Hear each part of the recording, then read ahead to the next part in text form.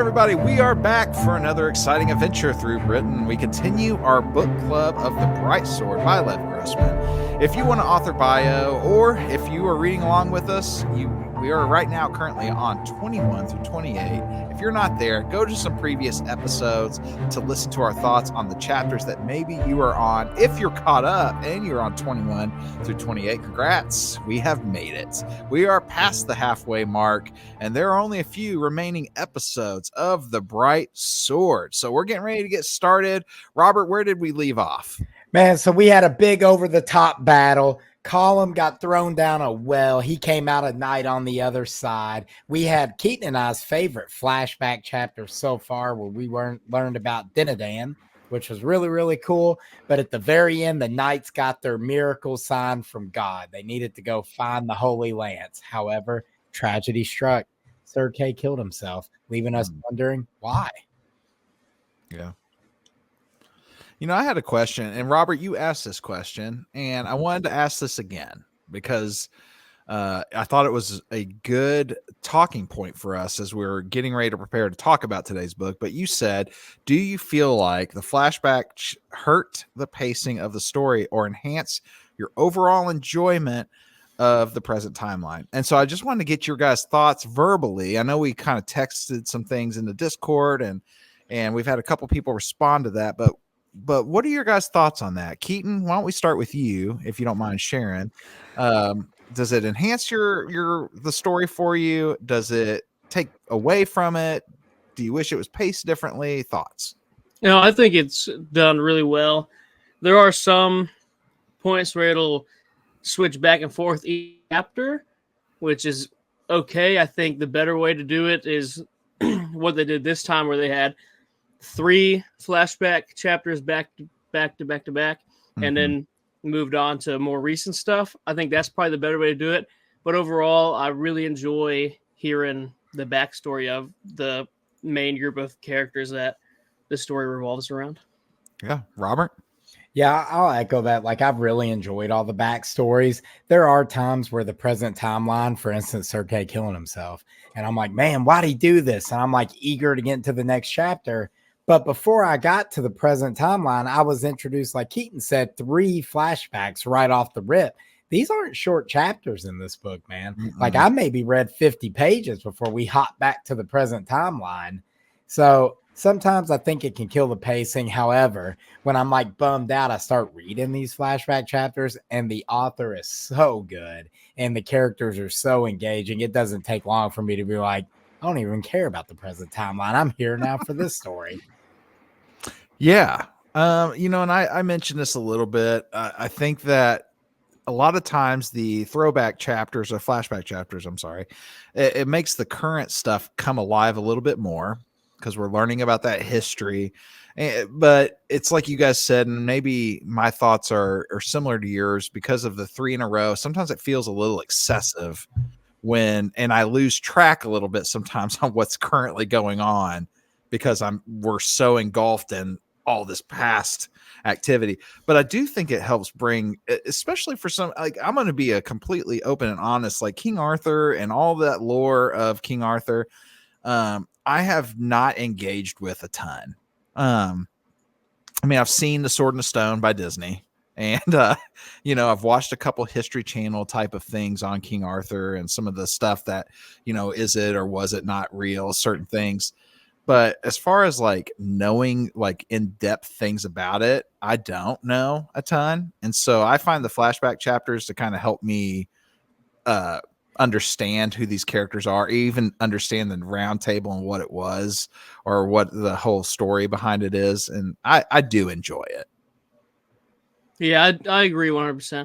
I only knew like the basic story of King Arthur. Like you said, pulled a sword out of the stone, became the king, had the Knights of the Round Table. That's the basic of the basic knowledge. That's what I knew about the story of King Arthur, plus, maybe a few other things.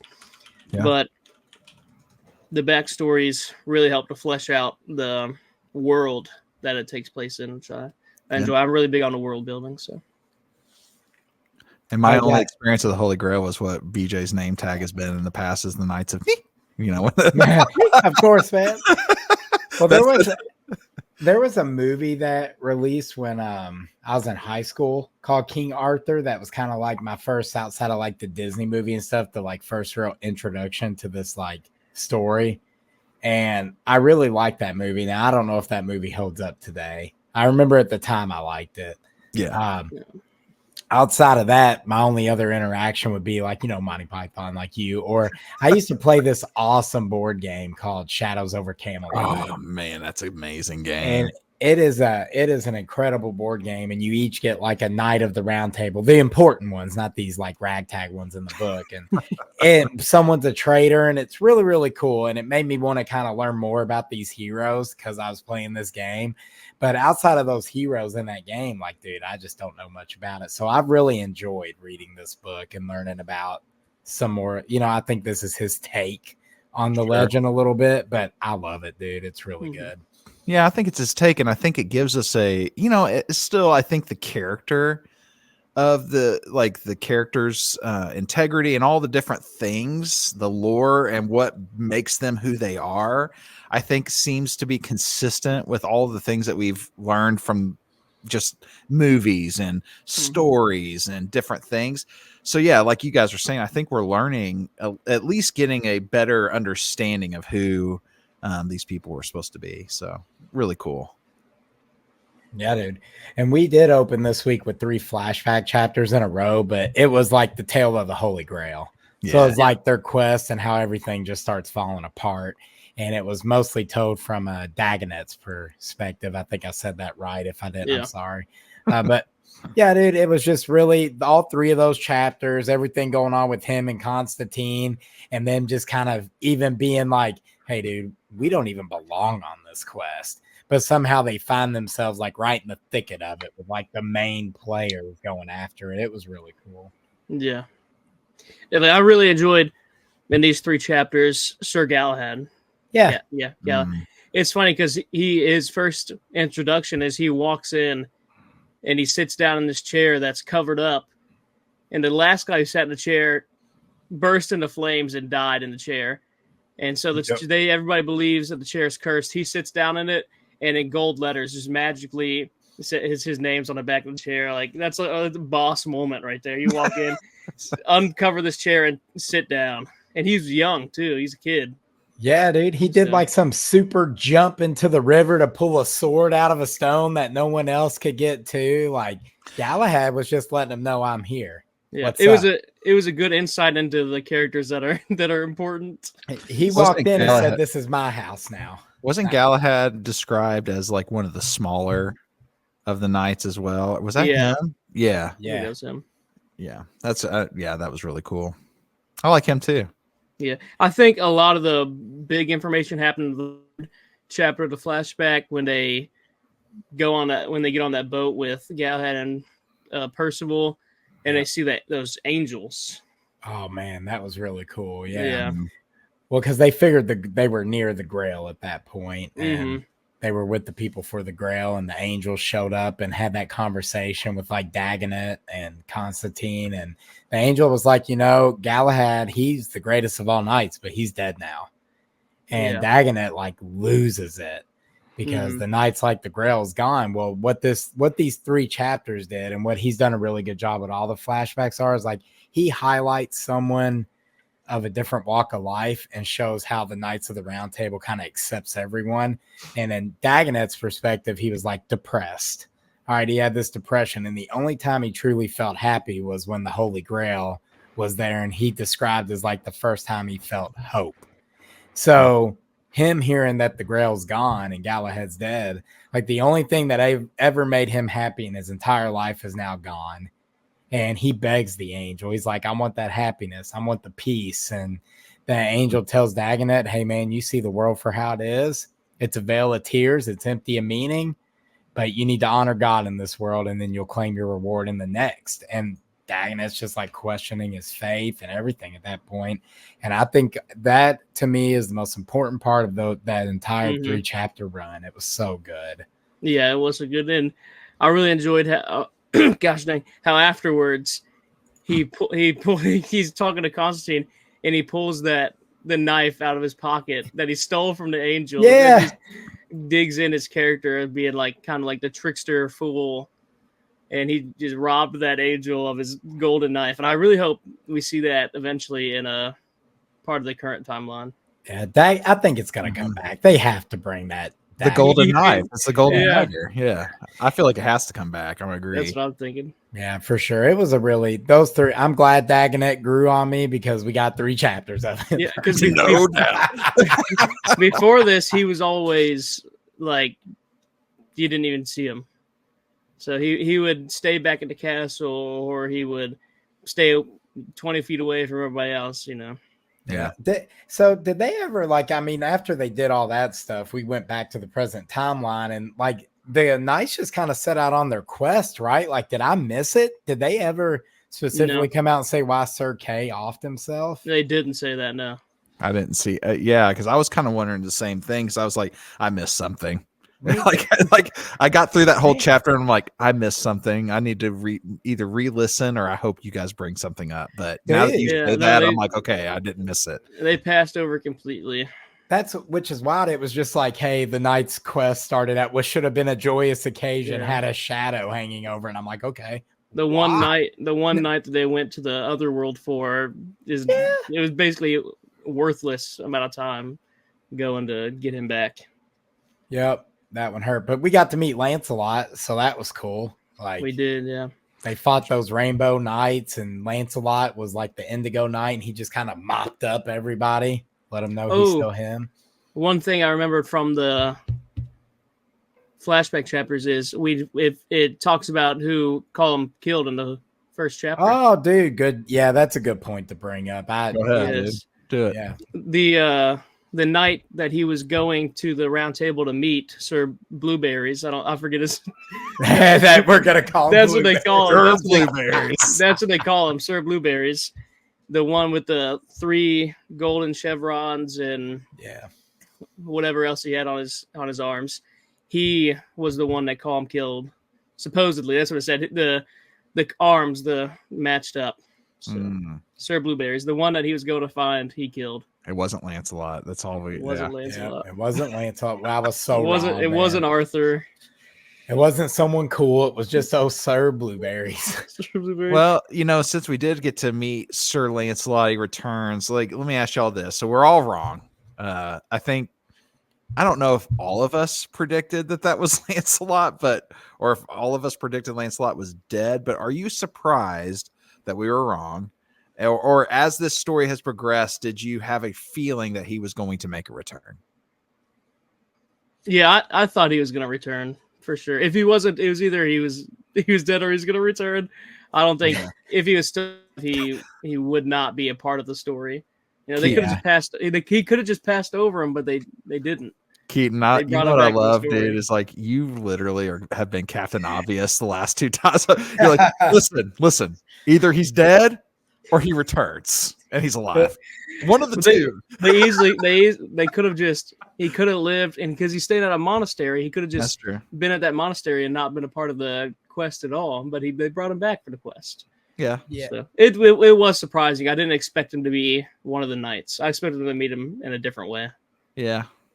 Yeah, I thought it was cool how they met him. I love the way they ran into him, dude, and how he just beat it. I thought for sure when Colum started fighting, I was like, here we go with this plot armor, dude. Colum's going to somehow beat the Indigo Knight, but the Indigo Knight clapped him up. Said, no, sir, we're done here real quick.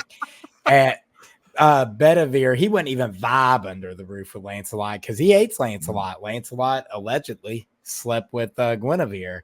And what I was surprised at how everything showed up. To answer the question, I thought he was dead the whole time. I figured they were going to find like his grave or something. But so him being alive, I was surprised. I was even more surprised he wasn't going to help them. But it kind of makes sense because this isn't really the tale of Sir Lancelot. It's the tale of like the Backwater Knights. But yeah, dude, it was cool. I do like how he tried to appeal to Bedivere, and he's like, yo, I was set up by Mordred, man. I didn't sleep with the queen, but yo, real talk, the opportunity presented itself, I would have, but it didn't. He's real for that, for sure. Well, do you think that that's true? Like, Just out of curiosity, y'all's thoughts. I mean, Arthur's dead. It's kind of a my word versus everyone else's. Do you think that Lancelot's telling the truth in that? I think it's true. Yeah. Yeah, I think it's true. I didn't think it was true when I was reading it, but when we got to a flashback chapter later with Guinevere and Arthur, now I believe him. Mm-hmm. Mm-hmm. Yeah. Do you guys think Lancelot will ever go?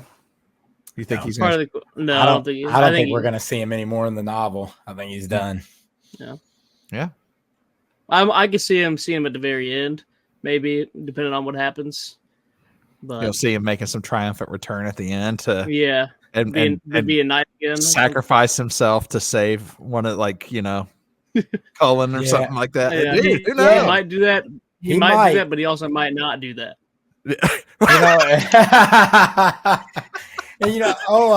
Colin was spending some time in the Abbey trying to riz up Namu again, dude. Oh, dude, Yeah, it he was, was. bro. Dude. I'll be honest. I like his character. Colin's like the main character. I just Call think him, yeah. I think he's a cool character. He's a fun character. He's just a kid who's living like his best life, just doing his thing, pretending to be a knight, even though I guess he kind of is. But yeah. Like the very next thing that popped off is that like flashback, and you get into like Guinevere and Arthur during the middle of the Grail, and this was like another like just really well done flashback chapter where you got to learn a little bit about the Queen and Arthur, and they kind of like redeem Lancelot, like, hey, like this never happened, just based off stuff of the stuff that went on in the chapter and Arthur and Guinevere's love for each other.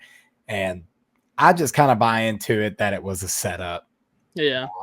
This chapter, Of course you would say that. Wasn't one of my favorites. Why would I say that? I said, of course she would say that. Oh, okay. That makes sense. Well, yeah, you know what? You got me. You're right. I like that you thought I was attacking you. No, I'm not attacking Right. anybody. I'm just saying, devil's advocate, Okay, I see you, dude. I see you. I mean, yeah, she ain't gonna come out and be like, Arthur, man, I slept with your best night. What's up? Yeah. I like this flashback, but I also don't like it. I really enjoyed the parts where you get to know King Arthur better. I just don't care for Guinevere at all. Like, I just don't like her. Yeah. Dang. Yeah, bro. That's why we're questioning everything she says, bro. Exactly. Oh, dude, I liked how Guinevere talked about like the rumors in this chapter, and she's like, you know what? Everybody thinks Lancelot was a third in our marriage, but the truth was God was the third in our marriage. Arthur just saw himself so completely and devoted to God that everything else was a backseat.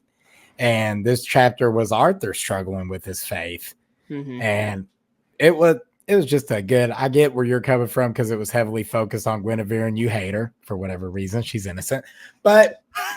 It was a solid chapter. It was. It was and good. You gotta have that. You gotta have the Guinevere style character in this. I think. I mean, it's breath of fresh air would be the wrong term, but it adds a different thing, a different element. Her character's a different element to the story. Yeah. That I do. I know why she's not your favorite because she's not mine either, but it's nice to have that dynamic. It is. I agree. And also that chapter talked about the importance of father plays in their kid's life in regards to Arthur's upbringing. And it was just, dude. Yeah. Maybe that hit different as a parent. I don't know, but I liked all that. Yeah. What do you think? What did you think about Mordred? You got a lot more about Mordred too in that chapter.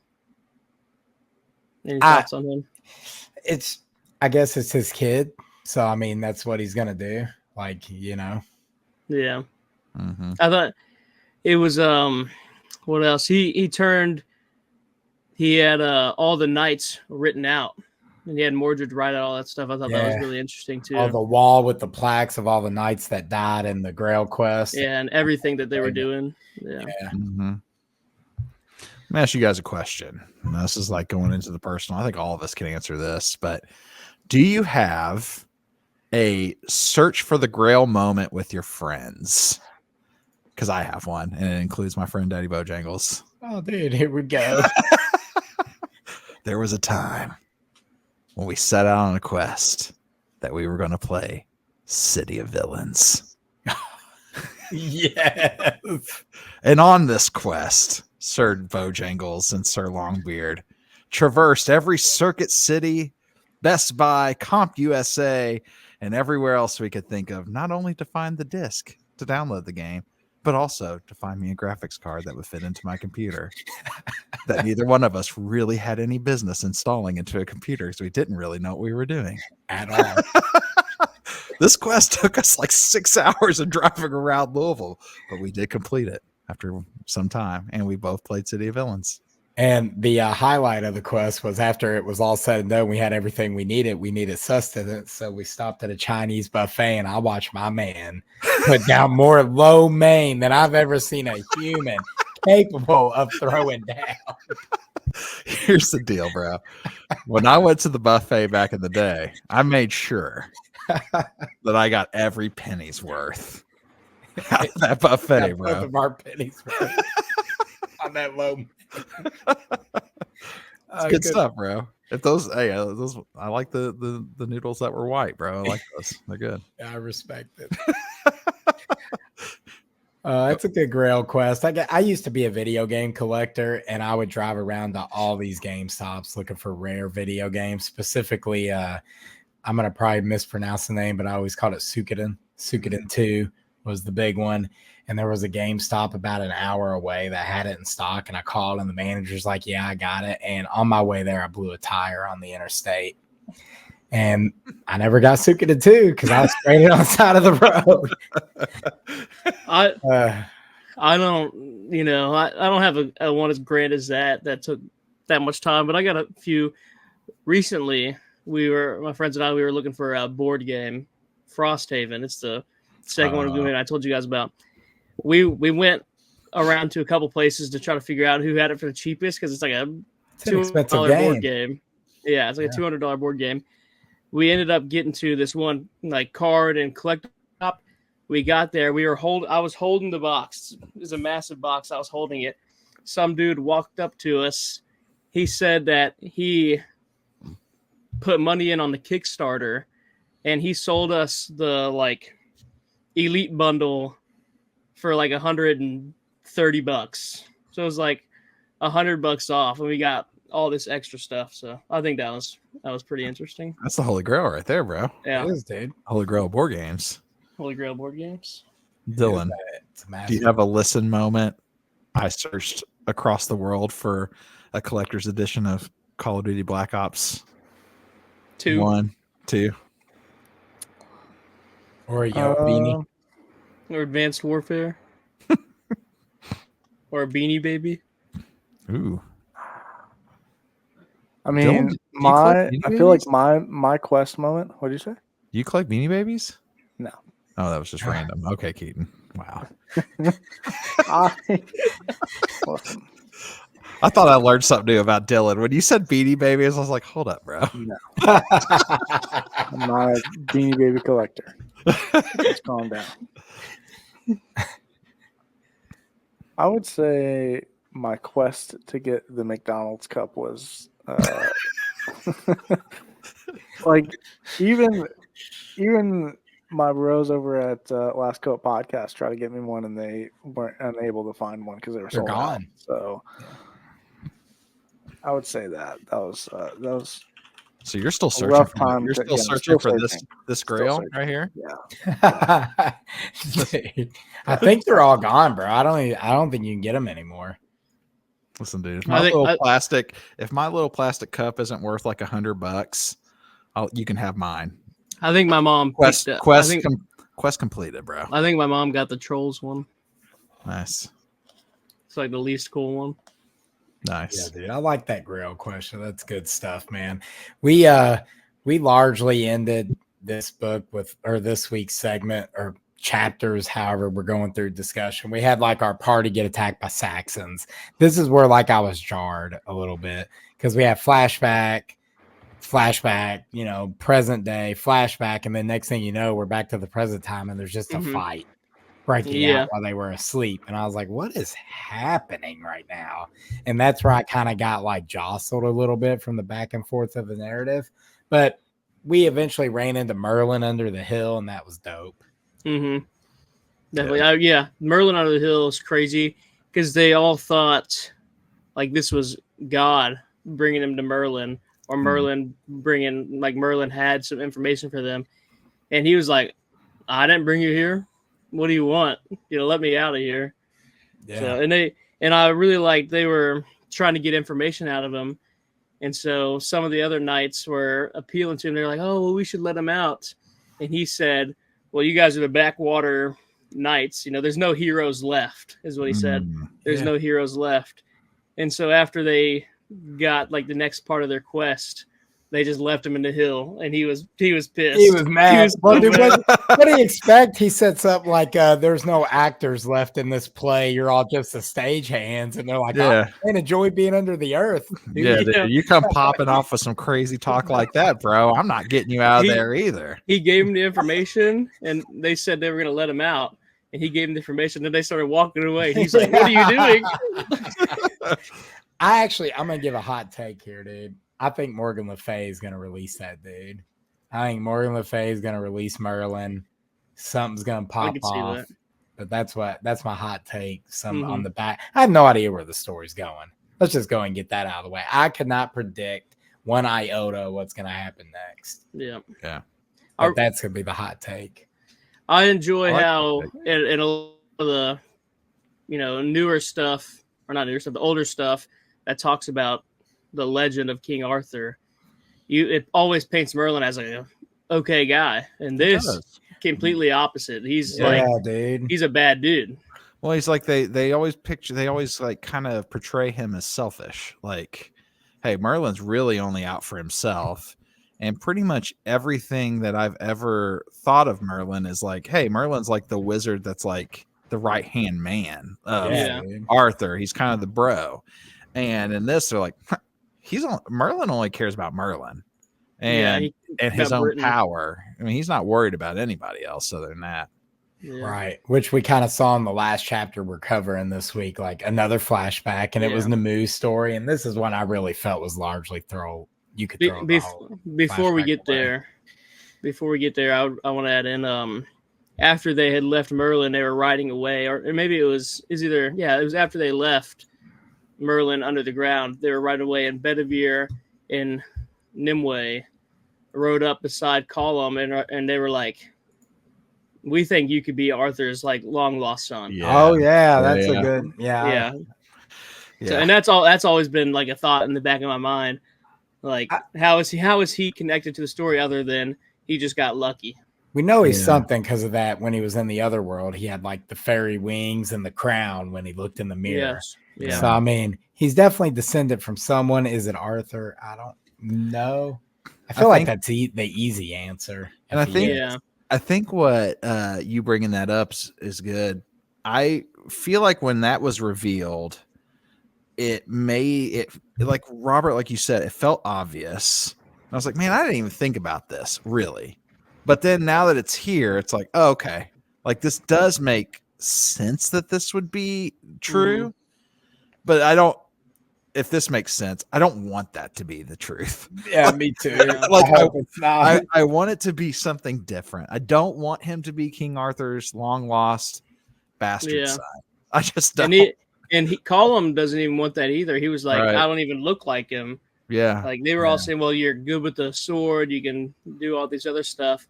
And he was like, I don't even look like the dude. I don't want to be. I'm the bastard son of a fisherman. Or the son of a fisherman. Yeah. I hope that's not the case. But, after they said, I was like, I mean, I guess that makes sense for that to be true based on where the story's kind of going. Yeah. Word. So then we had our last chapter. It's a flashback. And like I was saying, like, dude, it's Namu's backstory. And I felt like it was largely like, okay, I guess unless we're just putting this in here to paint Merlin into like Captain Creep, which he was, like he saved Namu, and then he like turned into Captain Creep on her. And like he even old school roofied her. He made some type of yellow powder and threw it in her face. Yeah, like a million-year-old plant that he's hard to find. Yeah, and it's like, man, I felt so bad for Namu that when this chapter was over, I was like, that's right, dude. Keep him in the earth. Let that man. Yeah. It was a cool fight scene between those two. Yeah, this is probably tied, at least the second half of this backstory. This was a long chapter. It was a long chapter. So. I felt like that this chapter, if I'm going to liken it to anime, would have been a filler episode. Yeah, definitely. Because I thought it was a good battle. We got to see what goes down. We already kind of knew Merlin was trash a little bit, and this just kind of fleshed it out a little bit. I felt like it wasn't needed overall. Yeah, one of my favorite things came out of this though, with Merlin's lisp. Dude. So, but another big thing I got from this was that when Merlin was explaining, he doesn't really care for Arthur. He doesn't really care for anybody. Like you said, he cares for himself and power, and he cares. He liked to talk about a lot how he cared for Britain. So that was his main goal. Yeah. So putting the need of the country over the need of the people. It's Merlin. And I like right there at the end, he thinks that he's gonna trap Nimue, however you say it, in the ground by hitting her with a meteor, but he gets hit instead, and he basically traps himself in the ground. Yeah, which is cool though, because Nimue kind of used that whole thing going down in her favor to be like, "Yo, I trapped Merlin. What up?" Yeah, when really, it was circumstance. She got helped out by like one of the gods. Yeah, but it was good. It was fine. Yeah. A lot of backstory. I really enjoyed it though, so it was good. Yep. All right. So now that we've kind of done that, I want to add a new question to the end of our book discussions as we get ready to start kind of closing this out. Do you guys have any quotes that stood out to you this week? I'll start actually. Mine was the worst disasters come dressed as miracles. I thought was a cool quote, and it's just kind of an outlook on life kind of thing. But I thought that was a cool quote. Yeah, I think I dig that quote, dude. I highlight tons of stuff when I'm reading books on the Kindle app, and one that I highlighted was Guinevere and Arthur having a conversation, and it kind of pointed back to what made me go, okay, I kind of believe Lancelot didn't do this. It was she loved him more than he loved himself, and was that not the point of marriage, to love a person more than they can love themselves? I love that quote. I love that chapter, and it kind of flipped my whole perspective on Lancelot and Guinevere completely. Yeah, of course you'd say that. Yeah, that's right. I'm just joking. That's good. I was talking to Justin a little bit before this, but this one had a lot of especially with Dagonet's backstory, it had a lot of pretty good stuff because of how he sees the world. But my favorite, probably just like I said, comes from Merlin when he had the lisp. He says, I got it right here. He says, I'm going to try my best to do a lisp. Oh, no. No one strikes me and lived. No one strikes me and lived. Oh, man. And he's saying, no one strikes me and lives because... we got it. Yeah. Because she smacks him and sends him flying. Nice. That's after he tried to roofie her. I mean, what do you expect? Yeah. What but that's my favorite. That was my favorite part so far. All right, boys. Let's get with these last three words. What do you guys got? What do you got for us, Robert? Guinevere loves Arthur. What do you got, Kiwi? Merlin's a creep. Lancelot is alive. Yeah. Dylan, what do you got? We have to accept it. I didn't read. Oh, man, that's becoming a very common last three word for you right now. Well, guys, what an awesome book discussion. Hope you guys are enjoying this, and we want to encourage you to continue to kind of engage with us in our Discord on those discussions. Again, we've asked some of these questions, and we've gotten some responses, and we appreciate you guys taking part in that.